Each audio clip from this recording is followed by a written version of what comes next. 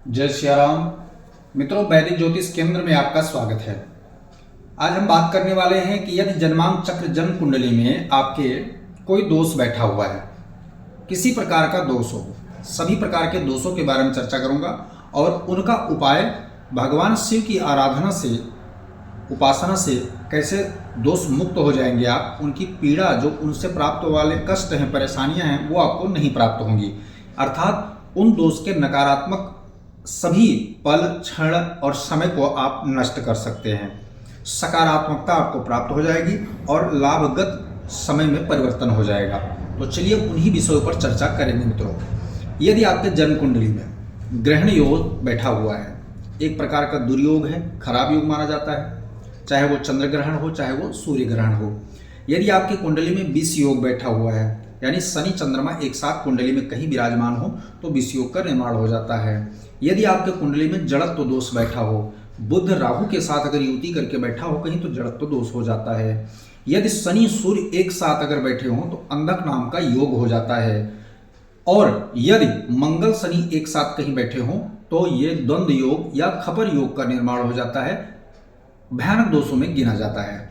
यदि राहु और बृहस्पति एक साथ बैठे तो चांडाल नाम का दोष उत्पन्न होता है जन्म कुंडली में, जो ये भी एक बहुत बड़ा दुर्योग है, खतरनाक योग माना जाता है, जो केवल और केवल हानि करता है।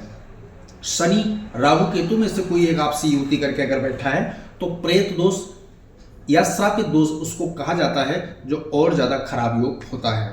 तो इन्हीं सब खराब योग, दुर्योग के बारे में आपको अगर विधिवत जानकारी प्राप्त हो रही है कि हमारे जन्म कुंडली में यह ग्रह बैठा हुआ है और इसके कारण से यह दुर्योग उत्पन्न हो रहा है, तो आप क्या उसका उपाय जो करें, सटीक हो, कारगर हो, शानदार उपाय हो, तभी आपको यकीनन ये फायदा होगा कि हमने जो उपाय किया उससे हमें यह लाभ हुआ। तो इससे विश्वास भी बनता है और दूसरा क्या है, हम बुरे दौर से निकल भी जाते हैं, क्योंकि मन और आत्मा दो ऐसी वस्तु हैं, दो ऐसी चीज हैं, दो ऐसे विषय हैं शरीर के अंदर, जो अगर सही ना हो तो सब कुछ खराब हो जाता है। कहते हैं ना, मन न माने तो कुछ नहीं मानता, मन मान जाए तो सब कुछ मान जाए। इसी प्रकार आत्मा, क्योंकि हमें बोध कराने वाली चीजें जो होती हैं वो आत्मा से ही सारी चीजें होती हैं। तो मित्रों, अगर ये दोष आपके जन्म कुंडली में अगर बैठा हुआ है किसी प्रकार से, तो आपको बहुत सारी समस्याएं हो सकती हैं। चाहे वो धन को लेकर समस्या हो सकती है, रोजगार को लेकर समस्या हो सकती है, फैमिली परिवार को लेकर समस्या हो सकती है, भौतिक जीवन से संबंधित जैसे काम है, भूमि, भवन, वाहन, बच्चे, संतान, सुख सुविधा, लग्जरियस, प्रेम, ठीक है, कला, सौंदर्य, इन सब में लेकर के आपको कोई समस्या उत्पन्न हो रही है, या आप कार्य तो कर रहे हैं परंतु बचत नहीं कर पा रहे हैं, सफलता नहीं मिल रही है आपको चीज में, प्रतिस्पर्धा में फेल होते चले जा रहे हैं, ठीक है, शत्रु आपको हानि पहुंचाने की कोशिश कर रहा है, आप धोखे के शिकार होते चले जा रहे हैं, धन आपका गबन होता चला जा रहा है, प्रेम आप कर तो रहे हैं लेकिन सफलता नहीं पा रहे हैं, पति पत्नी में भी अनबन चल रहा है, बीमारी से पूरा शरीर गला जा रहा है, आत्मा और मन दोनों चिंता में डूबे पड़े हैं। इन सब चीजों से ये दुर्योग जो है, ये दुर्योग के कारण आपको इन सब चीजों में बहुत बड़ी समस्या उत्पन्न कर देता है, देखना पड़ता है। आर्थिक संकट भी एक समस्या हो सकती है लोगों को, धन के आवागमन में परेशानियां, या निवेश हमने किया लेकिन निवेश हमारा डूब गया। तो ये जो दुर्योग होते हैं ये यही कारण पैदा करते हैं कि आपको नुकसान हो, हानि हो, परेशानियां हो। इनसे निकलने के लिए भगवान शिव की आराधना सबसे उत्तम माना गया है ज्योतिष शास्त्र में जो बताया गया है। चाहे वो महर्षि पाराशर जी के द्वारा बताया गया उपाय हो, रेमेडीज हो, चाहे वो महर्षि भृगु के द्वारा हो, चाहे गर्ग जी के द्वारा हो, चाहे फिर जैमिनी के द्वारा भी उपाय जो बताया गया। और लाल किताब भी इस बात को पूरी तरह मानता है कि समस्त कुप्रभावी जितने भी ग्रह हैं और उनके द्वारा बन रहे योग या दुर्योग की बात हो, शिव के उपाय से दूर हो सकता है। तो चलिए हम उपाय के बारे में चर्चा करते हैं। क्या हम शिव जी के ऊपर, खासकर जो शिवलिंग होता है, जो प्रतीक होता है शिव का, उस पे जाकर के क्या चीज चढ़ाएं, किस समय चढ़ाएं, ताकि हमारा ये सारे दुर्योग जो है समाप्त होकर के और सकारात्मकता, शुभता हमें जीवन में प्राप्त हो, परेशानियों से मुक्ति मिले।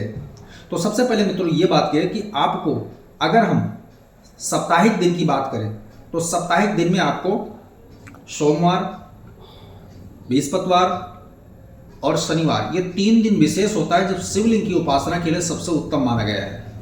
सोमवार के दिन अगर आप उपासना कर रहे हैं तो आपको करना है, तरल पदार्थ जितने होते हैं वो शिवलिंग पर आप चढ़ा सकते हैं। जैसे गन्ने का रस हो गया, फ्रूट जूस हो गया, पानी हो गया और दूध हो गया। डाब का जल हो गया, गंगा जल हो गया, इस प्रकार की चीजें आप जो है सोमवार के दिन अगर उपासना शिव जी की करते हैं तो इनको चढ़ाएं। इनसे क्या होगा, शिव की आशीर्वाद हमें पूर्णतया प्राप्त होगा। कॉमन बात इसमें रहने वाला है कि फ्रूट, मीठा, धूप, अगरबत्ती और बेलपत्र ये कॉमन है।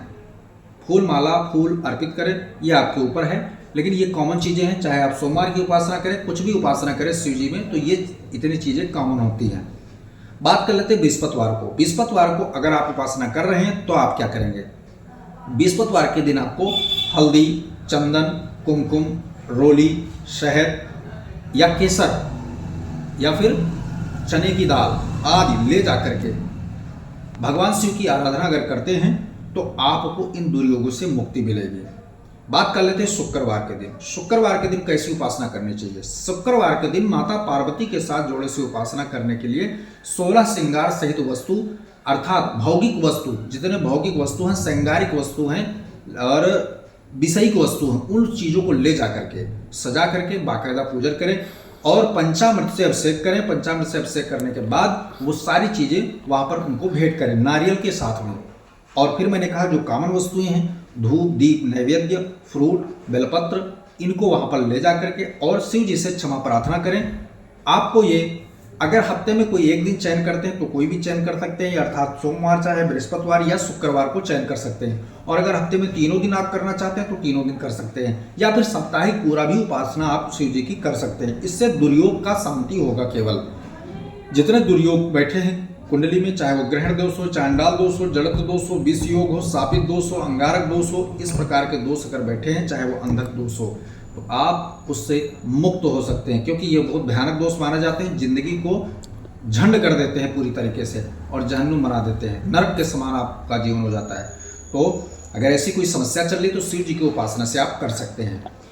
आपको मंत्र कौन सा प्रयोग करना है, स्तोत्र कौन सा करना है, चालीसा पढ़ना है या फिर पाठ या कथा श्रवण करनी है, तो शिव महिम्न स्तोत्र सबसे उत्तम माना गया है। अगर आप जाप कर रहे हैं तो महामृत्युंजय शिव पंचाक्षरी, सरलतम भाव से शिव पंचाक्षरी कहा गया है। आप वहां जाइए, 108 बार इस मंत्र का जाप करें। यदि आपको पाठ कोई करना है तो आप जो है नमामि समीसान निर्वाण रूपम विभुम व्यापकम ब्रह्म वेद स्वरूपम, इसका पाठ आप कर सकते हैं। शिव जी के उपासना और चालीसा भी आप पाठ कर सकते हैं। आरती गाने के बाद, भोग अर्पित करने के बाद, क्षमा प्रार्थना, दंडवत, पुष्पांजलि करने के बाद चले आएं और भगवान शिव की कृपा आशीर्वाद आपको प्राप्त होता रहेगा मित्रों। तो ये रहा शानदार वीडियो। अगर आपके कुंडली में किसी प्रकार का दुर्योग वास कर रहा है, जिसका आप दंड झेल रहे हैं, परिणाम झेल रहे हैं, तो उससे मुक्ति करने का सबसे सरल और सटीक शिव जी से संबंधित शंभु पूजन विदम त्वया, अर्थात शंभु शिव पूजन करने से, उपाय करने से ये सारी चीजें दूर हो जाएंगी और सकारात्मकता प्राप्त होगा। वीडियो पसंद आए तो लाइक करें, शेयर करें, सब्सक्राइब करें और साथ में बेल आइकन का बटन जोड़ दबाएं, ताकि हमारा नया लेटेस्ट वीडियो आप तक नोटिफिकेशन के माध्यम से जरूर पहुंचे। हम ये जो सूत्र या विधि या वीडियो जो लेके आते हैं, बिल्कुल सटीक तैयारी करके लेके आते हैं, इसलिए बिना स्किप करके आप देखेंगे तभी समझ में पूरी तरह आएगा मित्रों। जय श्री राम।